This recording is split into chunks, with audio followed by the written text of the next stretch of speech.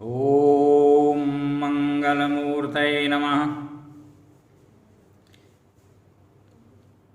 अयोध्या स्थित कालीकुलालय में आप सभी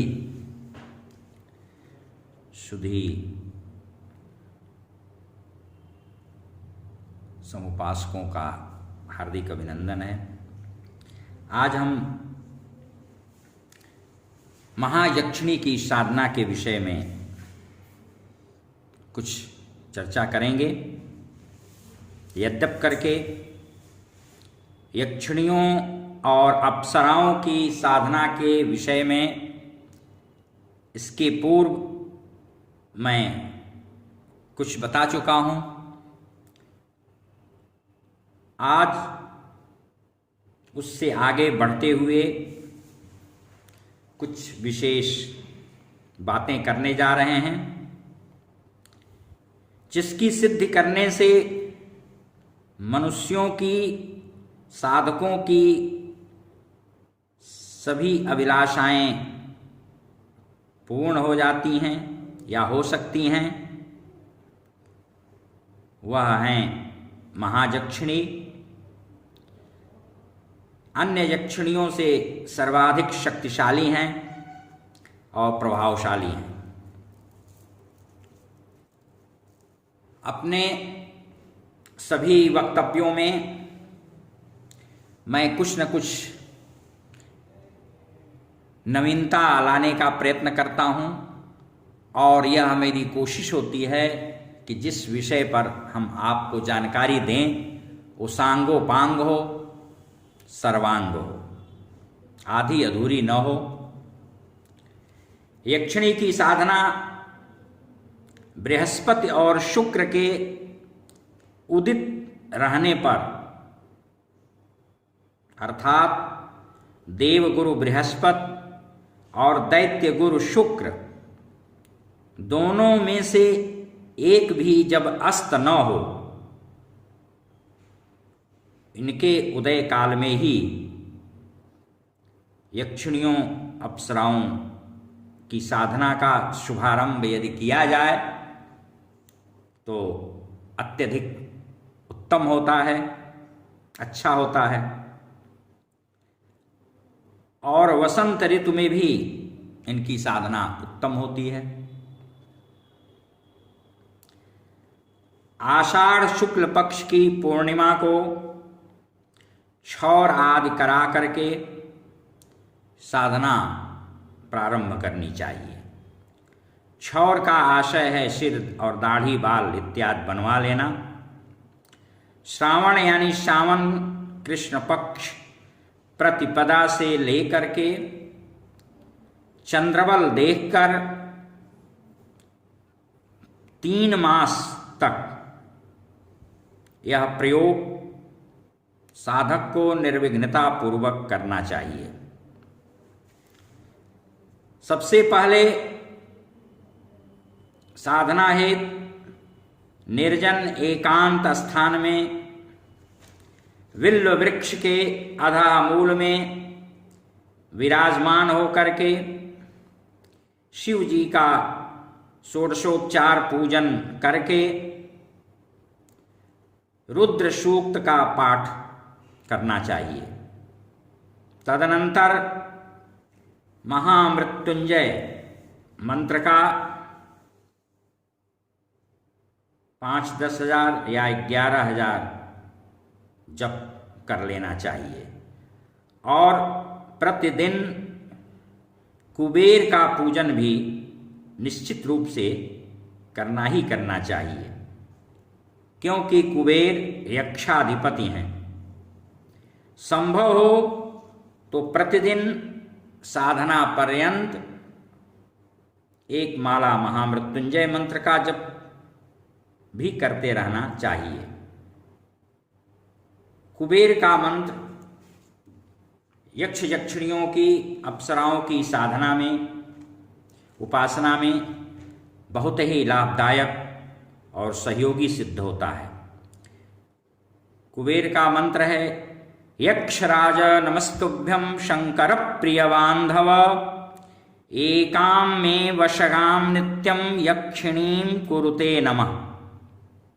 यह यक्षराज कुबेर का मंत्र 108 बार जपें और दिन में ब्रह्मचर्य पूर्वक मौनव्रती होकर यानी मौन धारण करके हविष्यान्न का भोजन करते हुए यक्षिणियों की साधना में या महायक्षिणी की साधना में संलग्न होना चाहिए। यह नियम लगभग सभी यक्षिणियों और अप्सराओं की साधना में पालनीय होता है। मध्यरात्रि अर्थात महानिशा काल में रात के बीच के 2 पहरों में निद्रा रहित होकर के कुछ अल्पाहार लेकर वेल के वृक्ष के ऊपर या नीचे बैठ करके महायक्षिणी की साधना की जाती है। बेल वृक्ष की किसी मोटी मजबूत टहनी पर भी आप बैठ सकते, बहुत लोग करते हैं, किए हैं।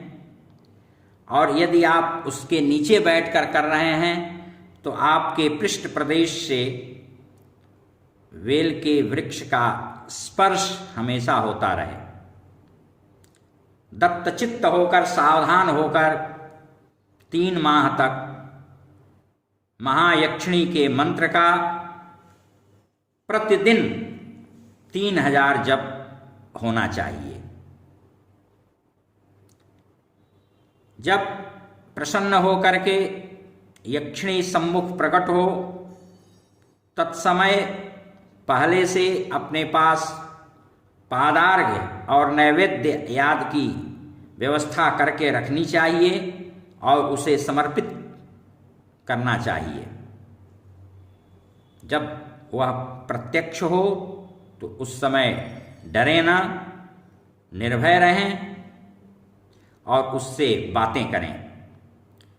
उसके प्रसन्न होकर प्रकट होने पर आप जो चाहें सो वर उससे मांगें। साधना काल में प्रतिदिन 3 कन्याओं को उत्तम भोजन भी कराते रहना चाहिए और यक्षिणी के सिद्ध होने पर जो धनादि की प्राप्ति हो उसे हमेशा साधक को अच्छे समाज के हित के, राष्ट्र के हित के धर्म कार्यों में लगाना चाहिए, व्यय करना चाहिए, कभी भी बुरे कार्यों में नहीं। अन्यथा साधक की दुर्दशा होती है। अच्छे कामों में, धर्म कार्यों में करने पर सब कुछ बहुत ही अच्छा उन्नत होता है। यह सब साधना गुप्त विधि से करनी चाहिए, की जाती है। इसका प्रचार प्रसार न करें, अन्यथा तरह तरह के विघ्न, अवरोध और बाधाएं सम्मुख उत्पन्न होने लगती हैं, उपस्थित होने लगती हैं। जिस किसी को भी या सबको यह विद्या नहीं देनी चाहिए।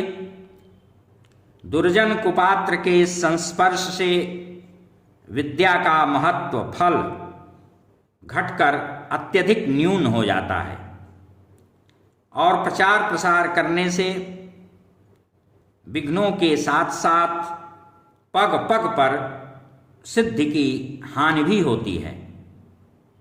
इसलिए यह सब छुपाकर यत्नपूर्वक सावधानी के साथ किया जाना चाहिए, अन्यथा सारा श्रम, व्यय और समय व्यर्थ हो जाता है। इसलिए थोड़ी भी असावधानी, लापरवाही नहीं करनी चाहिए और सर्वथा सर्वदा योग्य गुरु के मार्गदर्शन में ही करना चाहिए। हरि ओम तत्सत। हरि ओम।